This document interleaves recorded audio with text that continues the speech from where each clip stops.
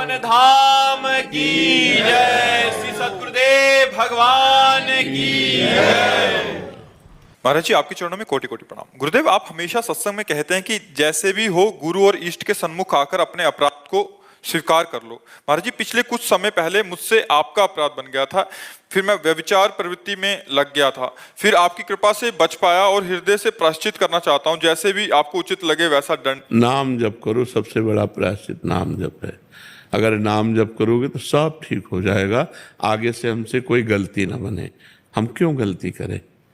हम मतलब जैसे किसी संत को जानना है तो बिना संत हुए थोड़ी जान सकते हो। बाहरी व्यवहार से क्या जान सकते हो? तो हम किसी संत की समीक्षा ना करें, उसको हम उनको मानसिक प्रणाम करें, अपना कल्याण कर लें, अपनी बात बना लें। जैसे संत अपराध बन जाता है, हमने आपसे कहा कि आपको ये नहीं करना, आप वो कर दे तो अपराध बन गया, अवज्ञा रूपी अपराध बन गया। अब वो आपके भजन में बाधा पहुंचाएगा। इसीलिए संत जब आदेश उपदेश करे तो बहुत ध्यान से सुने और उनकी आज्ञा का पालन करे। तो नाम जप करो, नाम जप करो, आगे से वो गलती होने न पावे, ऐसी सावधानी रखो। ठीक है?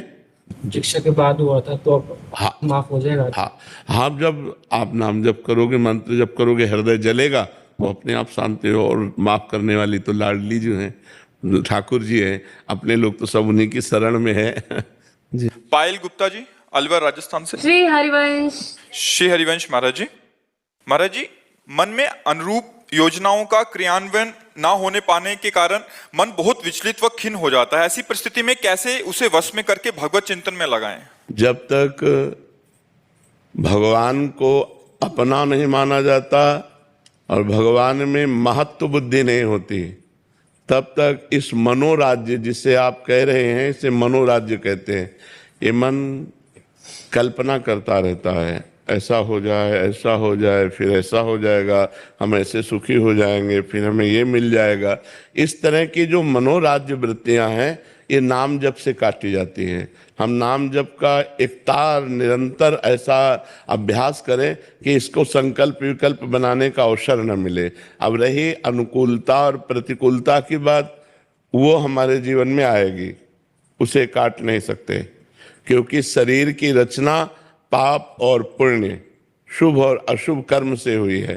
तो इसके परिणाम में कभी शुभ कर्म का परिणाम सुख अनुकूलता आएगी, कभी अशुभ कर्म का परिणाम दुख और प्रतिकूलता आएगी।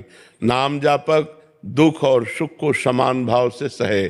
सुख दुखे समय कृत्वा लाभा लाभो जया जयो।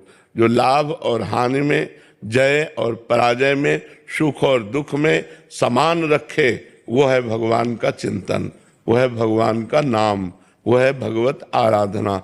अगर अध्यात्म बल नहीं है तो सारा संसार सुख दुख में पिस रहा है। कभी सुख है तो नाच रहा है, कभी दुख है तो बैठे रो रहा है। लेकिन एक आध्यात्मिक व्यक्ति के जीवन को देखा जाए, वो सुख में फूलेगा नहीं और दुख में भूलेगा नहीं। सच्चिदानंद भगवान का आश्रय लेकर वो दुख को भी रौंदते हुए चला जाएगा। तो बिना भगवान के आश्रय के, बिना भगवान के भजन के ये मनोराज्य नहीं नष्ट होगा और सुख दुख में समानता नहीं आएगी। और बिना समानता आए, हमें अगर सुख भी है सांसारिक और हमारा मन निगेटिव सोच वाला है तो बेमतलब वो दुख पैदा करता रहेगा।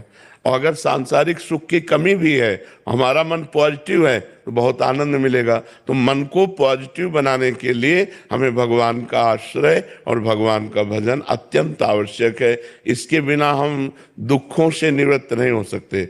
सुखों की समस्या का तो हल है कि सुख आया तो थोड़ा सा प्रसन्न हो गए, हर्षित हो गए, लेकिन दुख की समस्या का निदान नहीं होगा।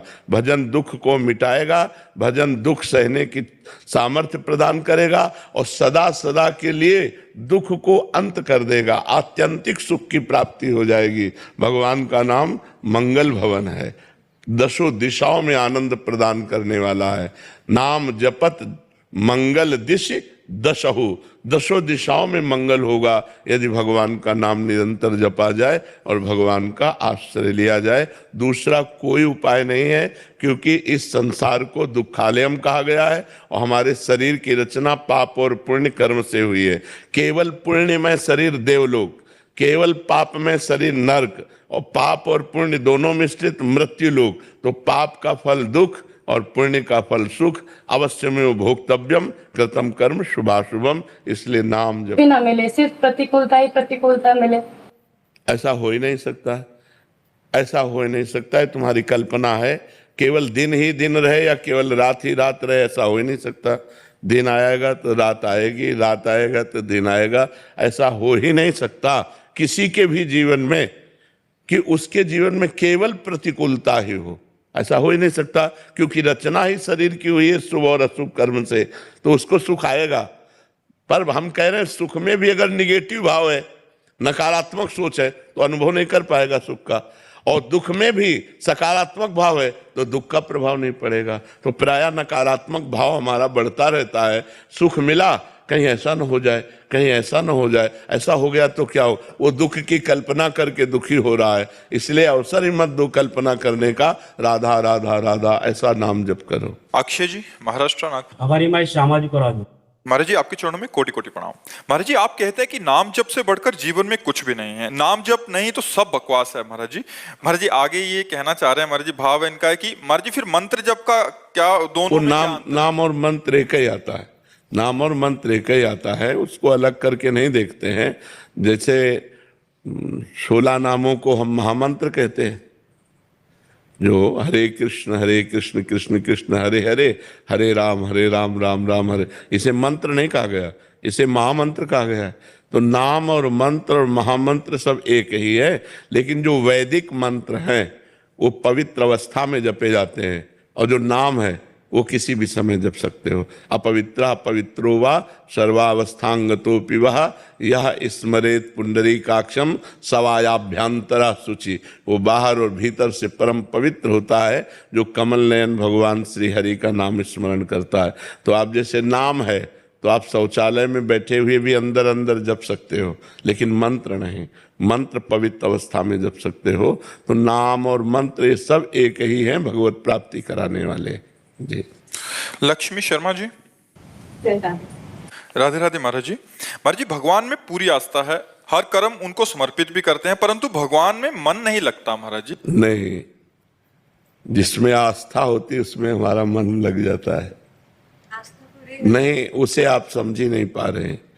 जैसे हम नाम जप कर रहे हैं, हमारी आस्था भोजन में है, भूख लगी है और अच्छा भोजन मिला तो नाम छूट जाएगा ना। ईमानदारी से देखना, नाम छूट जाएगा और भोजन को हम रुचिपूर्वक करने लगेंगे, क्योंकि हमारी आस्था उस समय भोजन पे है। किसी व्यक्ति से बात करने की हमारी आस्था हुई, नाम छूट गया, नाम छोटा हो गया, आस्था हमारी व्यक्ति की बड़ी हो गई। रुपया गिनने, रुपया कमाने, रुपया या मित्र या सुहृद या खान पान या भोग, इन वृत्तियों में हमारा भजन क्यों छूट जाता है? क्योंकि हमारी आस्था कमजोर है। हम भगवान को महत्व उतना नहीं देते जितना भोजन को महत्व दे देते हैं, जितना रुपये को महत्व दे देते हैं। नहीं, भागवत में लिखा है कि वो महान भागवत है जो त्रिभुवन की राज्य लक्ष्मी देने पर आधे पल के लिए भी प्रभु का विस्मरण न करे। यहाँ तो 10-5 हजार रुपये में भगवान को भूल जाएंगे, अच्छे भोजन में भगवान को भूल जाएंगे, अपने रिश्ते नातेदार के मिलने पर भगवान को भूल जाएंगे।